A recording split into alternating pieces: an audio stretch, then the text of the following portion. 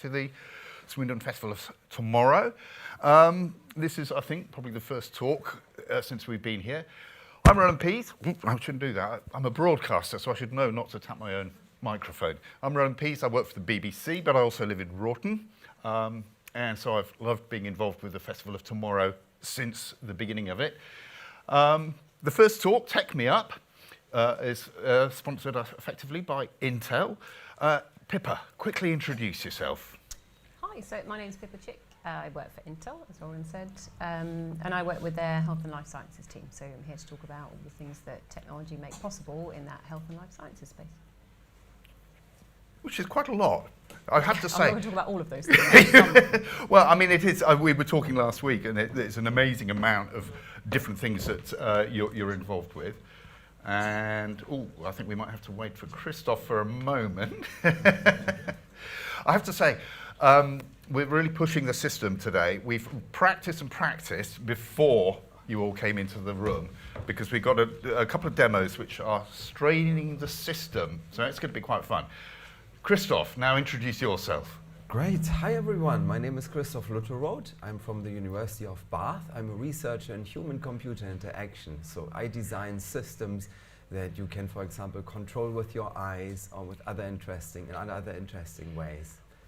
And the demos we've got lined up are start with. These are assistive technology. So this is the idea of if you can't use your hands the way that I'm used to, for example, Pippa.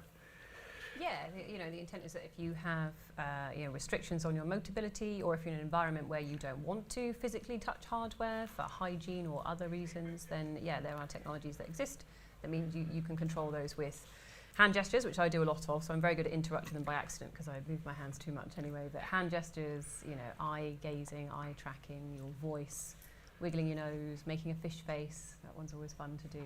So that non-standard interaction, I think, makes things significantly more accessible. Tell me a bit about this first project we're about to talk about. It was done with University College London. So this is, I don't know how you ended up working with those students. Yeah, so it's actually, it was driven as a pandemic response, so a hygiene response, as I mentioned. So if there are situations where you want to touch hardware as little as possible, this was a brief that was given to a bunch of University College London computer science students. How can you support interacting with technology in a non-standard fashion? And this is then a 3-year project. So it began with how can nurses and clinicians use their laptops without touching the mouse and keyboard. And then if you fast forward to the end of the project by 3 years, you've got 5-6 different ways you can interact. And so we've got gone from just gesture to pinch motion and drag, so multi-touch, which is very difficult to code to do, so you can do not just one finger. It's a grid-based system, but you can use your nose to interact with that. You can use facial movements, raise your eyebrows.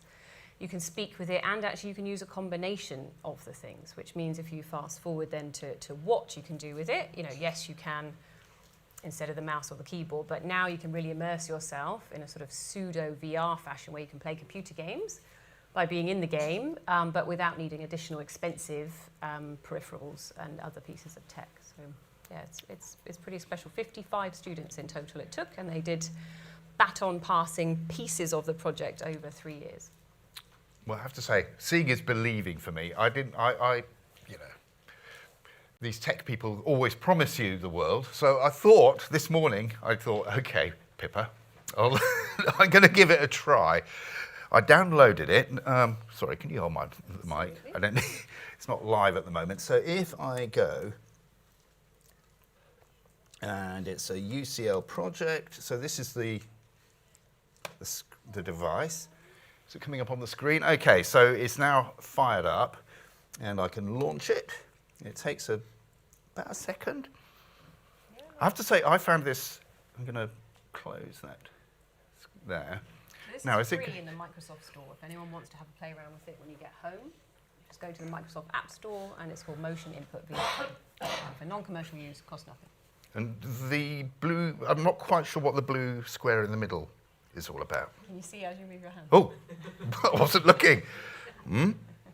What happened? Oh, What happened? expanded it. So it should give you a set of I mean, the first thing I noticed, where's the mouse gone? It was, oh, there's my screen. You're going to have to teach me. You might want to make your screen full screen and then see how you go from there. What, here? I'm going to Yeah, cheat. just, Is that all right if I cheat? Okay. Well, actually, I did, so, now there we go. Okay, so something, So now you're moving your mouse. I'm not very good at this, am I? What you're doing is what I do. You're moving your mouse and you're talking to me with your hand. Yes, Unfortunately, you that's can't true. do both Oh, and I've at now the same frozen the time. system. Okay. Come back, come back. Okay. It's crash tested, but you're crashing yourself. That's kind of the Yeah. problem. So it's tested if you're playing computer games and your little brother runs in, which will happen fairly regularly, and then that, it's trying to interact with two of you and it stops working. It isn't crash tested for gesturing while you're talking to demo. There's the, oh, come on, you. I'm going to bring up the instruction set, which I wasn't, why is that not coming up? Is it because I'm full screen? There we go. So there are actually some things there. So I can move the mouse. Is that right? Do I need to have my face in there?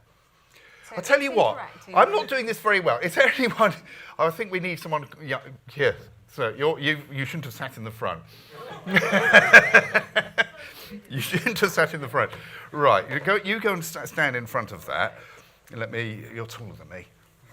There we go. It can see you through just the standard camera. There you go. So as you move, can you see that you're moving the mouse? Brilliant. Nice and slow to begin with. It's picked you up. That's great. So you could now, you could open Roland's emails if you want to. There you go. Yeah. And then you can click on it. Is it a pinch movement like that to click on something, I think? Yeah. And then you can click It and should switch select. from one- yeah, and it will switch from one to the other. So if you put both hands on the screen, it might pick them up, and then you can do the multi-touch. It's really bizarre. I've been trying this for only about 10, 15 minutes. But it's really bizarre because things keep on happening. And it's just through the camera on the laptop, so, isn't it? In the interest of technology for good, not for profit and accessibility, you don't need special equipment to work this. The code itself is free to download, and all of the equipment is standard. It will work on your phone. It will work on any laptop, any webcam. I took that for granted. Callum, when we were trying this, Callum is also from Bath with Christoph. You were pretty impressed with the fact that the system works the way it does. Yeah, the fact it just uses a webcam. Like I assume it uses no infrared or anything more complicated than just an image feed. So yeah, it's really impressive. So you got this, and you're what? You're at Bath University doing. Yeah. I'm a third-year computer science student. Right. So you know your stuff. Unlike me, I don't know any computing really, but I'm really impressed. I mean, what stage is this project? You go on, sit down. Sorry, you're feeling left alone. I've actually done this before. Have you? I've got it on the Quest. Ah, There you go. So what stage is the project Yeah. at? So in the third year of the project, it just, I want to say 2 months ago probably because time flies, but it just was launched in Microsoft's App Store. So it's a joint project with Intel, IBM and Microsoft, and we've helped with equipment and funding and mentoring.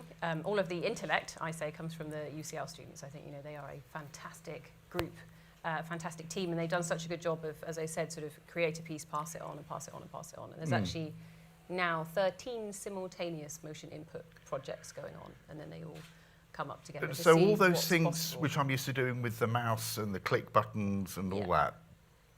You can play Spider-Man and Sonic the Hedgehog. You can talk to your physiotherapist, and they can measure, how high are you lifting your knee this week versus last week. You can have What, over the internet? So you could be in your house, there in the surgery. Yeah. I mean, you can control your laptop from any distance as long as the camera can see you. So you can pull up medical records. And we haven't used it in a surgical setting yet, but the technology would make it possible. There's just obviously a lot of ethical paperwork to look through first. But yeah, it's a really exciting stage. And I think the best piece, and you're very welcome to have a look at the UCL's website, but touchlesscomputing.org will show you a beautiful story of an Olympic gymnast called Paris, who's 31 now, and sadly she was diagnosed with motor neuron disease age 26. So having been, a real athlete, she's now struggling from a motility standpoint, but she's playing computer games with her children in the living room. And it's just, it's wonderful. It is. It's amazing. Yeah, that is really impressive. What you can do nowadays with sensing technology. The sensors, they get smaller, more accurate. You don't even need to touch anything or attach anything, right? In the good old days, you had to put lots of sensors onto your body to measure any movements. But now you can just do it using cameras. And the great thing is, you already have those cameras in your mobile phones, in your laptops, in your tablets. The cameras are better and better year by year, pretty much. And what you already have can already be used for interaction like what Pippa just presented. And it's only getting better, really. And personally, what I'm really excited about, so if you think about your hands, they are fairly clearly visible on your average camera, right? But what about your eyes? So for me, the great frontier really is eye gaze tracking. So just imagine you could control your computer just by looking at things. Or imagine you could even control your own apartment or house just by looking at things. That's actually something Callum will demonstrate very soon. Do you want to get the headset on? Because it took a bit of shall we time get to... Do you want me to demo it myself? Yeah, so let's see the expert work with it first. I mean, after that last demo of me. So we have developed a system called ActiGaze, which makes it very fast to click with your eyes. Just imagine you can click with your eyes similar to clicking with a mouse, with a speed and accuracy similar to the mouse. That's what ActiGaze can do, and we've implemented it in VR to simulate how it would be when you're in your house and you control your smart house with your smart glasses. As you may know, in a few years, we will have smart glasses. You won't just have smartphones, right? So there was this big shift in technology when people started getting smartphones. But, the future is glasses. You'll have glasses. And these glasses, well, they sit on your eyes, so they will track your eyes. They will track where you're looking at. They will look at your pupil. And that's what's happening here. So this is ActiGaze in action here. You see this little bubble circle cursor in white. This is where Callum is looking at. He's being tracked by the VR headset. Imagine this is your apartment, and you're wearing your smart glasses, and you're looking at different objects in your apartment. And as you can see, as Callum looks at them, they light up in colors, in different colors. Yeah? So this is what your AR glasses show you. They overlay the colors onto your real-world vision. And Callum, let's turn on the TV here. The TV you see it's a cyan greenish color. So what he does, he looks at the TV first, and then he looked at one of the buttons, also with the same color. So you basically click something by first looking at the object gets highlighted in a color, then you look at the button on the right side with the same color. That's called a confirm button, because it confirms that you really want to turn the TV on, in this case, right? So you don't just turn it on just by looking at it. And okay, now you're changing the channel here. Great, show us what channels we've got, what's on TV today. Okay, great, so we can see here, here we've got the BBC, great. What else can we do? Callum, show us something else. How difficult is it, Callum, with using your eyes to both do the looking and the control? So it takes like a initial adjustment period. But once you get used to it, you can really interact with things really quickly. Maybe as quick as a mouse in some cases.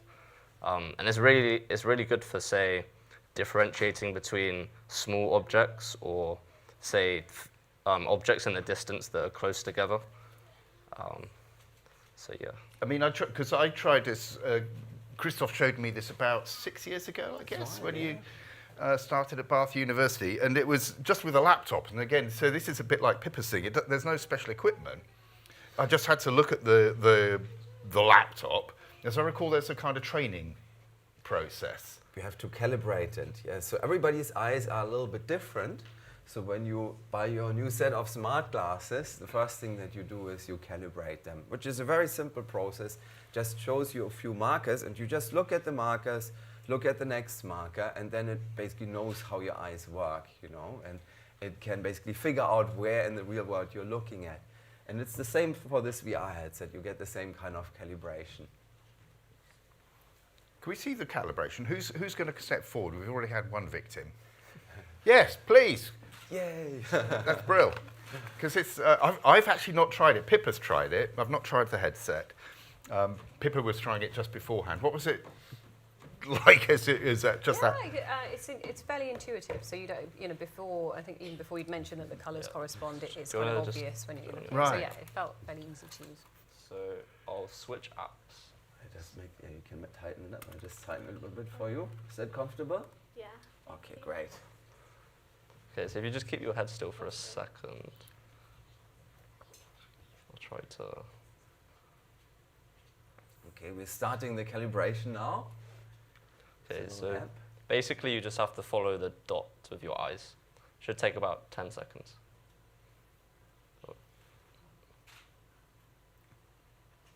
You need to tighten it a bit more. Okay. Okay, now looking at the dots. There's only one.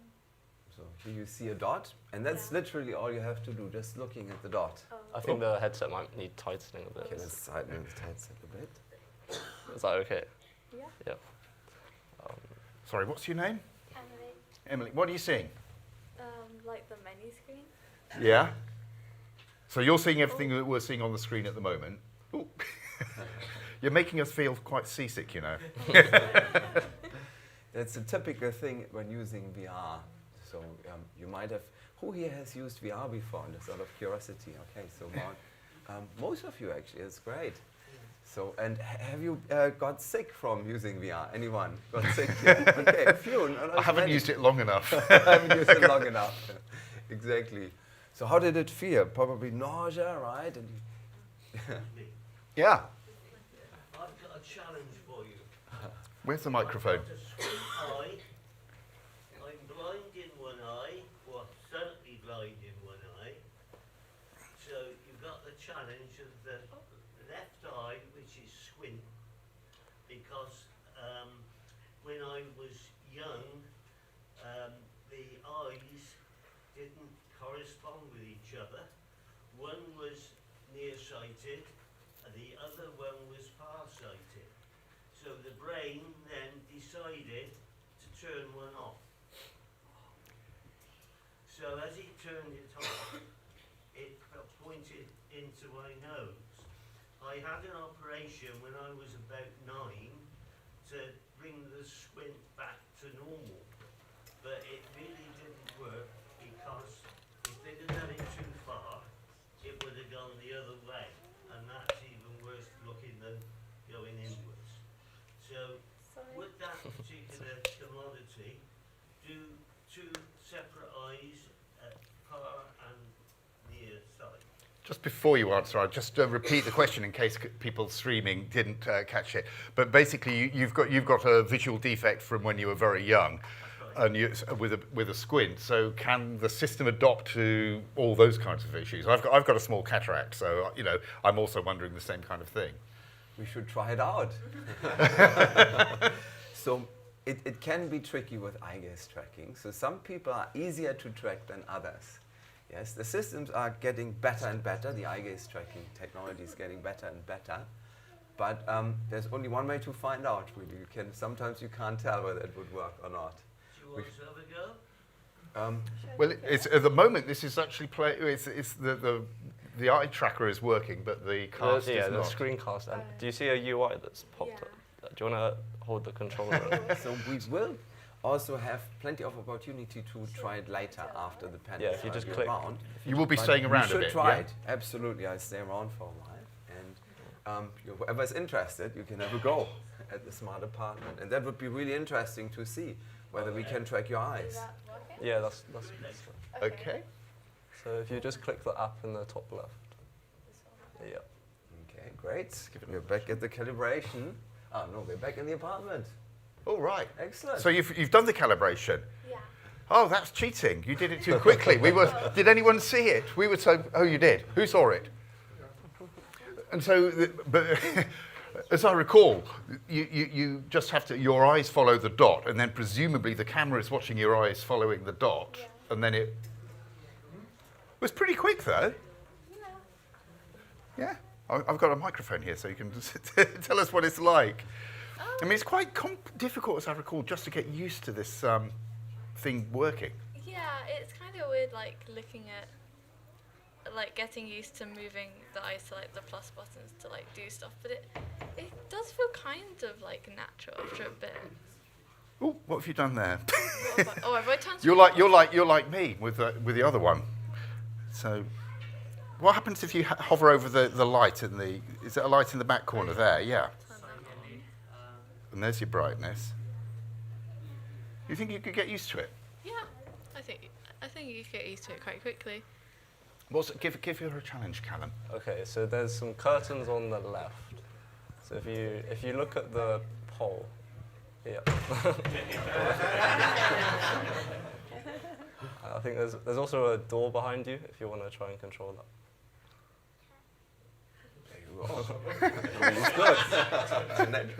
Give Emily a clap.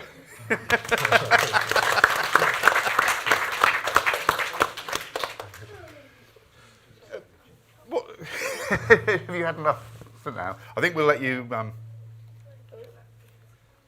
pause. That's brilliant. Well, thank you. Thank you. So where's this project at the moment?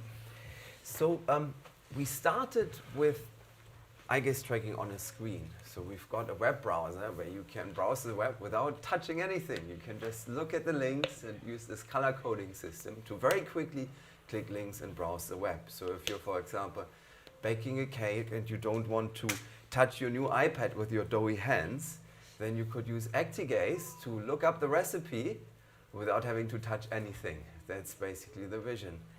But now technology is moving on. You know, people are not just controlling flat screens anymore, but people are controlling everything. You probably have lots of apps on your smartphones, and some of them might be to control your home, to control various things in your life, right? So nowadays, we, no matter where we are, no matter what we do, we control many things, or many people control many things through their smart devices.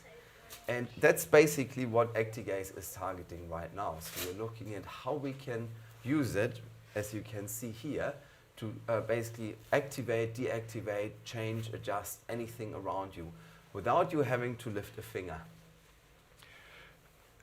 I mean, the thing which interests me is that ActiGaze presumably keeps on working when other muscle. You were talking about muscular dystrophy just now.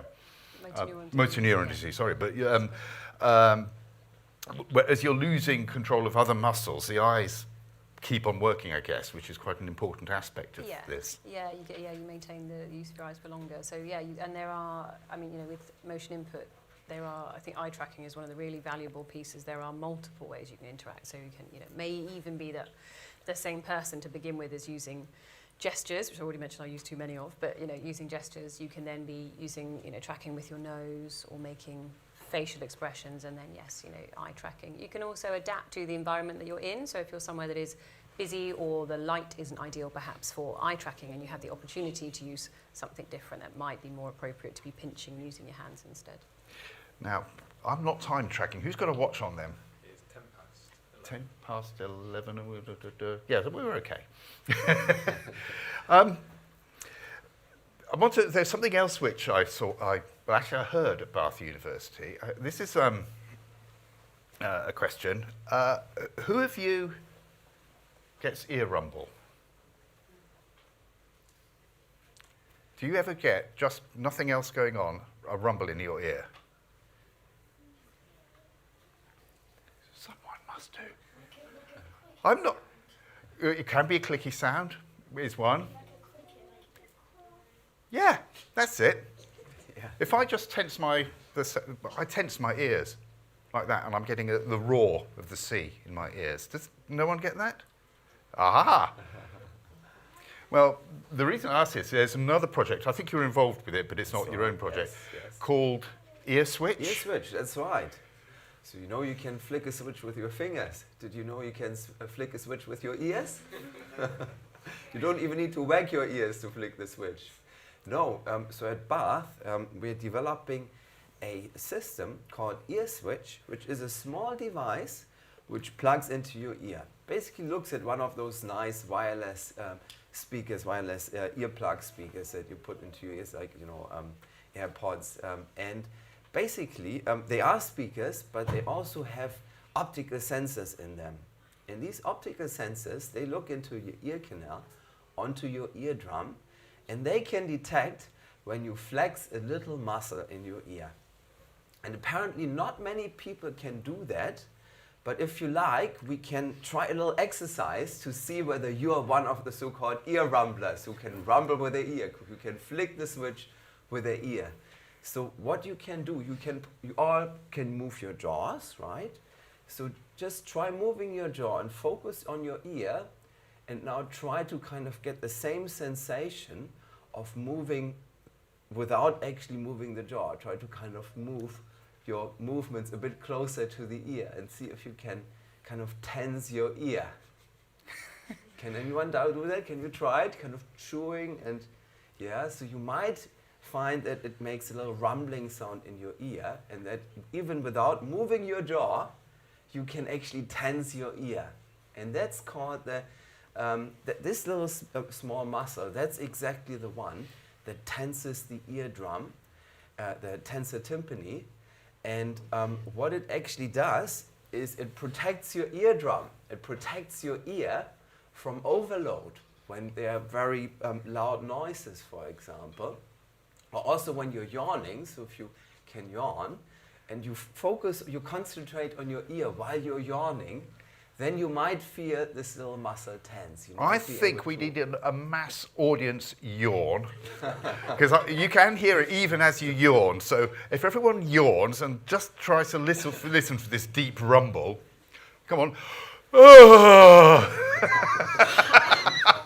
Come on, we can do better than this. 1, 2, 3. Now, has anyone discovered their ear rumble yet? We've got an ear rumble over there, I think. Yeah? Yes. Where? Thumbs up. Who's that? The small You ear have? rumbler over there. Yeah, well, I knew my ears rumbled when I was your age. I didn't even know about it. I just knew it. And then one of your colleagues got in touch. But the point is that this is a muscle that you can use when everything else has failed. Exactly. For motor neuron disease, that's one of the muscles that stays intact for fairly long, similar to eye movements. So people can still, if they can ear rumble, which not everyone can, then they can still flick a switch. And that's a really powerful thing, because even if you can just flick a single switch, you can communicate, believe it or not. So there are communication systems which work just based on a single switch. They're called scanning systems. And how they typically work in a way is, just imagine you arrange the alphabet in a grid, A, B, C, then another row of letters and another row of letters. And then you've got a little cursor going through the columns and then through the rows, yes? And all you need to do is flick your switch, when it's going through the columns. You flick the switch when it's in the right column. You just say, stop, this is the column that I want. And then the same with the row, stop, this is the row that I want. And then you've pinpointed the character, the letter that you want to use. It's of course very slow, yes, but it works. And believe it or not, some people, for example, with locked-in syndrome, they've written whole books just using that kind of system. And for them, it's amazing to have a technology like that. Pippa, there's another project you told me about, which is, I think, links to this one. It's called, have we got the video? It's called I Will Always Be Me. Be Me. Yeah. Why don't you explain what that was about? Yeah, so this came about, actually there's a lovely chap called Stuart Moss who works at Rolls-Royce, and his father sadly suffered with motor neuron disease. And as many of you will know, it is degenerative, and eventually you will sadly lose your voice and you lose your ability to communicate.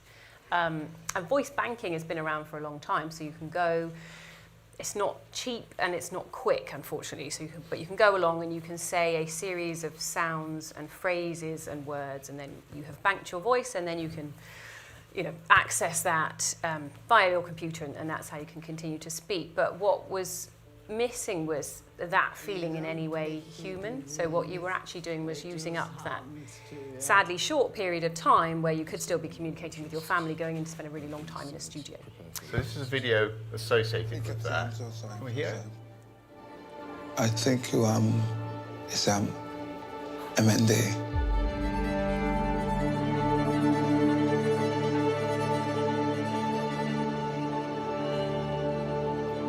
I knew that one day my voice will go. It's really important to be heard and not to be forgotten about as the person who can't speak.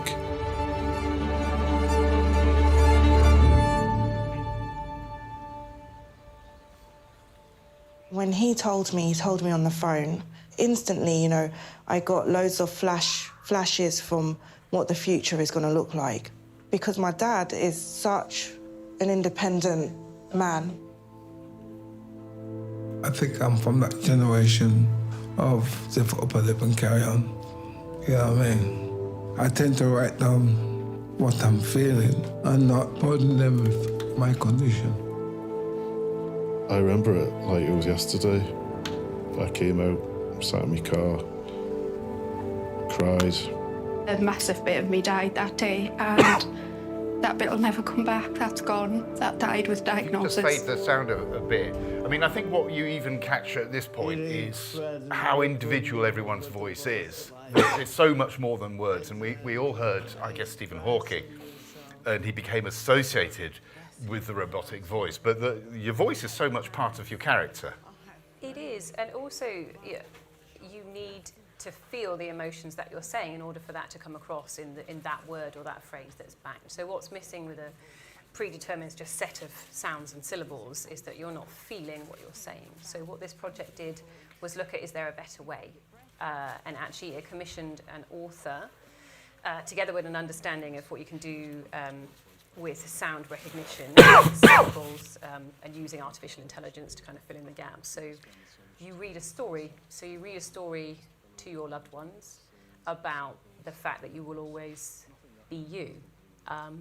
And as you do it, and as you can probably hear in my voice as I try and describe it, when you say that you will always love your family, you will, and there's love in the word love. And so as you use a project like this, I think you maintain the human communication for much longer, because there's the words and the sounds, but this gets you much further than that. And I think it's just it's a truly wonderful piece, because hopefully people can really connect and stay connected.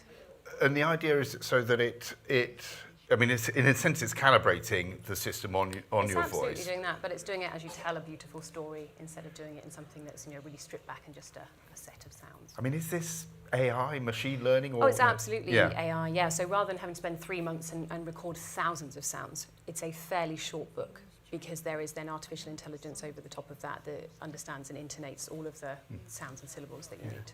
You might know when they'd start reading in this video. You probably know. About now. Okay, let's try this. If you can lift the volume again. Sometimes I will even need help with the very same things that I used to help you with. That's like your hat. It is like my hat. On the inside, I will still be me. Oh, that's a shame. I will still have silly thoughts. I would still notice when you get a new haircut. Or when you're having a bad day. Even if I look or sound different, I will still be thinking the same kinds of thoughts and wishing the same kinds of wishes. Yes, everything is changing, but I'll always be me, and I'll always love you.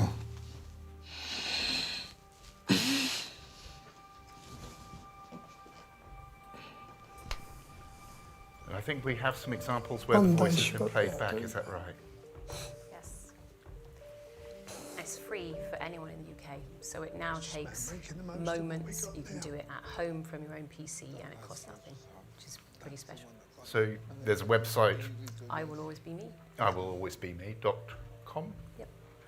And you go there, and it offers you the chance to read into it. Yep. And I think one of the things, as we've seen with some other people in this, there are different progressions. It's a slowly progressing disease, and the sooner you can do this, I guess, the sooner you can bank the voice you really want to have. Yes, sooner the better, and the less time you can use up of that precious time that you have with your family, I think the better. And then how does the playback work? When you actually then start to use the voice that you've backed? Oh, then you have a program that's written for you, and so as you are, typing and interacting with your with whichever device you've chosen to use, it is playing back as your voice, as standard sort of voice banking works. Is this one of them? You ready? Okay. Wow, that voice is sexy.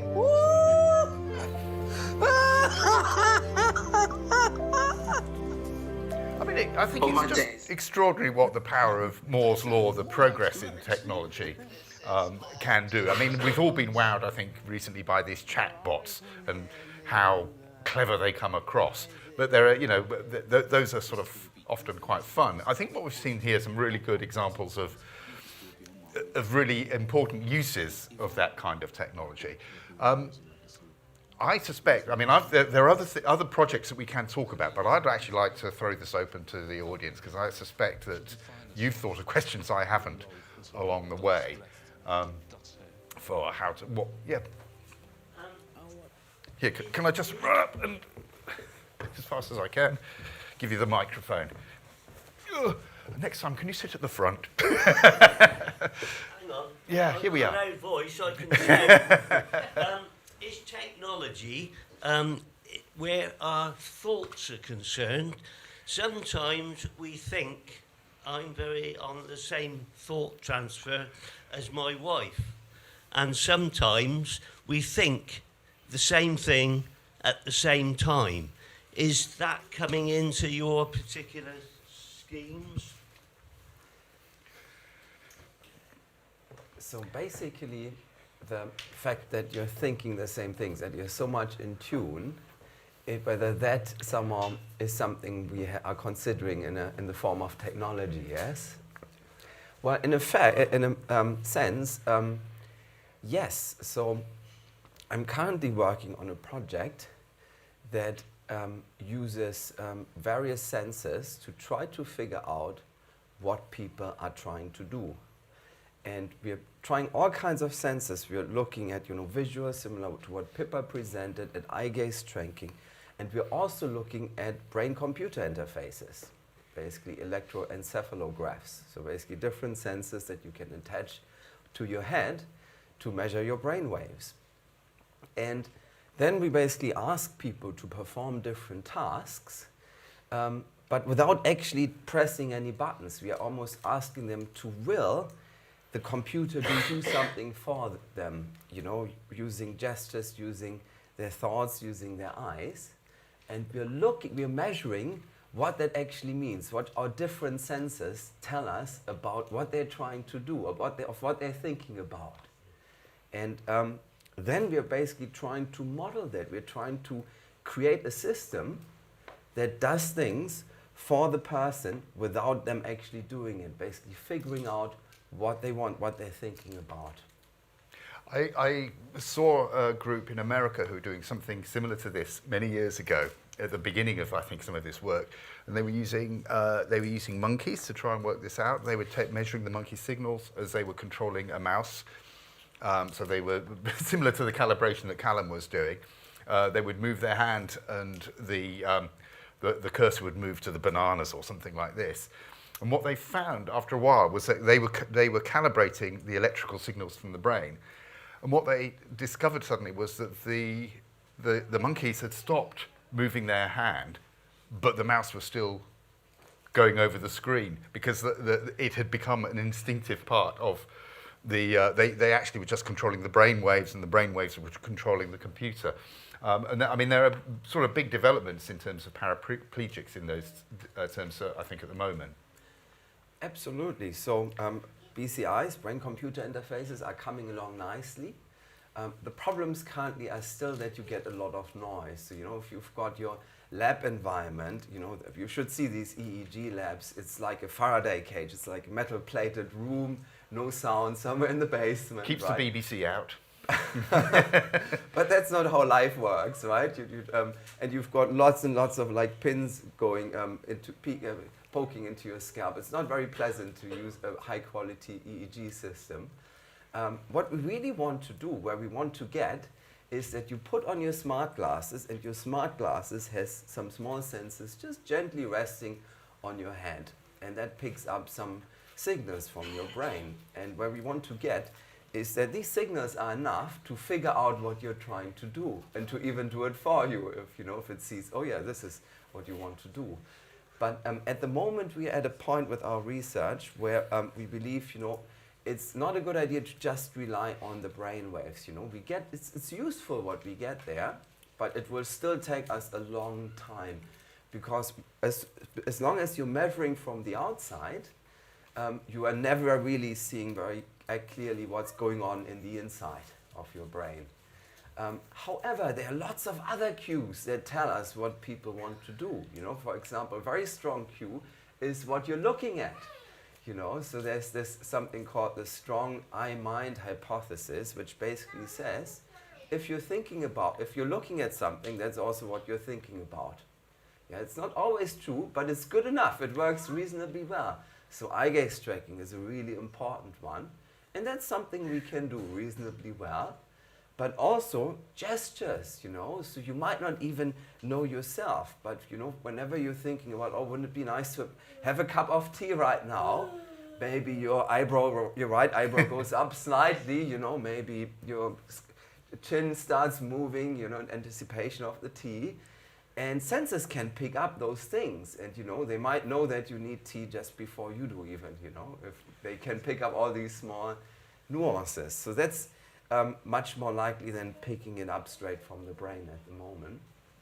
And that's also very individual, so it's different for everyone's. So that's where artificial intelligence comes in. So, I guess it's sort of the future is, at the moment, these systems, you have to learn, a bit like with a mouse, you have to learn to use the systems, and what you're talking about, and I guess what you'd like, Pippa, as well, would be systems that learn about you and then react. When you say that you and your wife have the same thoughts at the same time, we've all had that thing where you've looked at each other, and it's probably just that your eye is reading so quickly the look on the face, the micro expressions, and I guess that's that would be the future. Like your wife might have trained the model, maybe.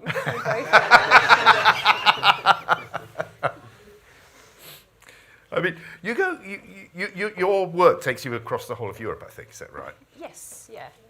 So you see these. I know you don't only do the assistive technology and medical technology, but you're seeing these issues wherever you go. Yeah, and seeing a lot of what you can do with collaboration around artificial intelligence and large data sets. I think that's probably one of the most exciting areas, is that if you can try and do all things commercially and separately, then you're not going to change the world for the better. You're not going to get there faster.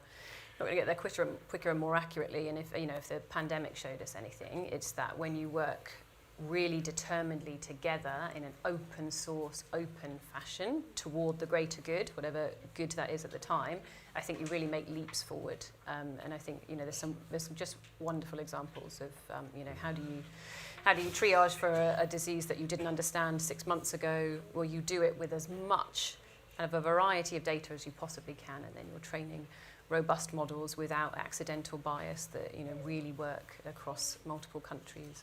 And that would be, for example, spotting the symptoms of a disease long before we might be aware of them. Yeah, and can you do it backwards tracking? Can you look at where maybe historically we haven't had access to the size and breadth of data sets that we would like? There's too much missing. There's some accidental gender bias in data sets. If we collected the data too many years ago and there weren't the volunteers in clinical trials, you can start to backdate that and fill in the gaps and use artificial intelligence in a really intelligent way, to drive forward better outcomes, better recommendations. Yeah. Chris, what are you? Absolutely, yes. So nowadays, AI, everybody's talking about AI, ChatGPT and generative AI, right? Wall-E. And the currency of AI is data. The more data we have, the better our AI will be. And that's why sensors and the internet play such an important role for AI, because those are all ways for us to get data. And sensors in the future will become more ubiquitous, for better or worse. Your mobile phone already is a sensing platform, essentially, right? So everybody here is carrying lots of sensors with them already, right? Google Maps knows where you are, and it's collecting all the data, right? And that's how it's managing to know, how long it will take to get from A to B, for example, right? Because it's got all that data.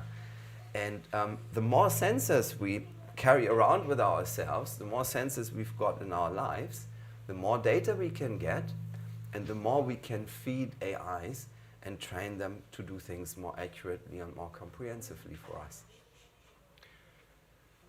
When I do these talks, one of the things I'd really like is that some of the younger people in here think, I'd like to get into this. What kind of person are you looking for at Intel, Pippa, who might be, able to embark on some of this work? There's no one kind of person, I don't think, that any technology companies are looking for. And if you strip it right back, computer science and technology is just languages. It's just how you speak to the rest of the world, through technology. So if you are a good communicator, if you're a good investigator, if you are really good with your hands, if you are really kind and want to solve problems, there is no one answer to who big companies like Intel are looking for, or small, really exciting companies that are making real breakthroughs lately. So I think it's just about technology is going to continue to get more complex, more exciting, more interesting, and it's just about diving in and learning the languages to speak to it and through it, I would say. And when you were working at UCL, the students you were working with, what was it they were saying that, because they presumably could choose all sorts of projects? Yeah, they're just, they're computer science students. The 60+% of any projects that they do will always be for the greater good. So they will be for charity organisations or the NHS, which I always think is a wonderful structure that they have there. And then that just brings you really wonderful opportunities for, okay, well, what can we do? So they're looking at, can you change user interaction so that you use less energy while using your PC? Can you make people more efficient in the jobs that they're doing when they're doing them so that you use less energy, right across to what can we do from a, hygiene and pandemic response standpoint. And Christoph, you're just down the road.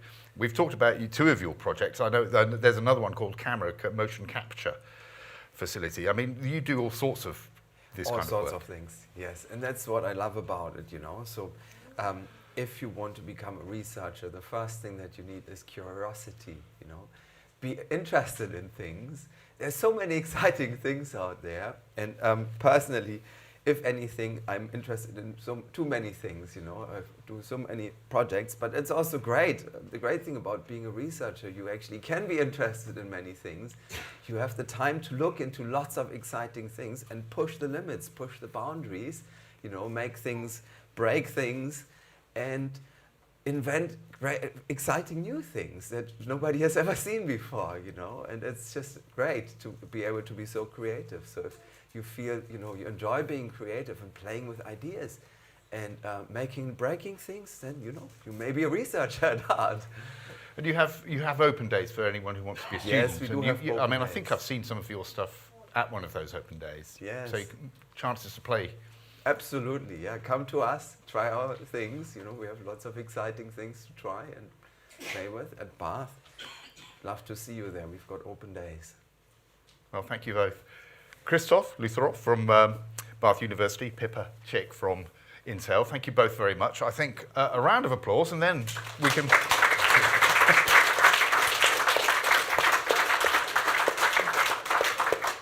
Callum's headset is still set up. Are you okay with some more people? Yeah, that's fine. Yeah?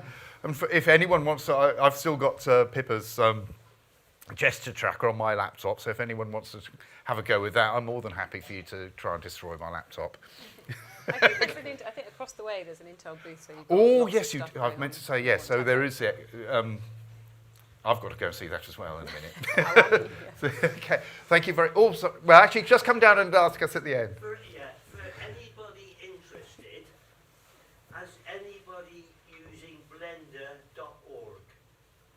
Blender.org is a free, open program, and it does everything.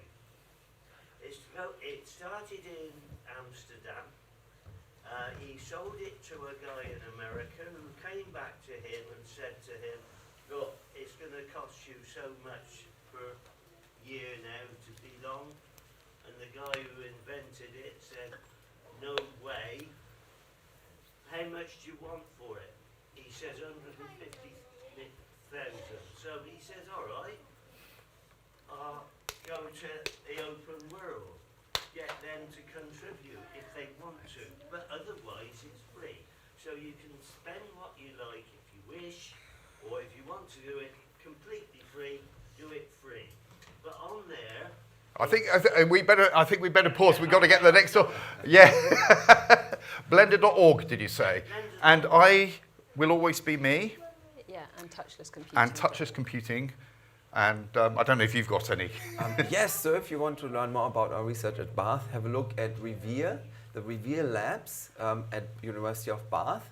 And there you'll find nice videos and descriptions and papers. And you can always contact me if you'd like to know more. That's brilliant. Thank you all so much. Thank you very much for attending. Bye-bye.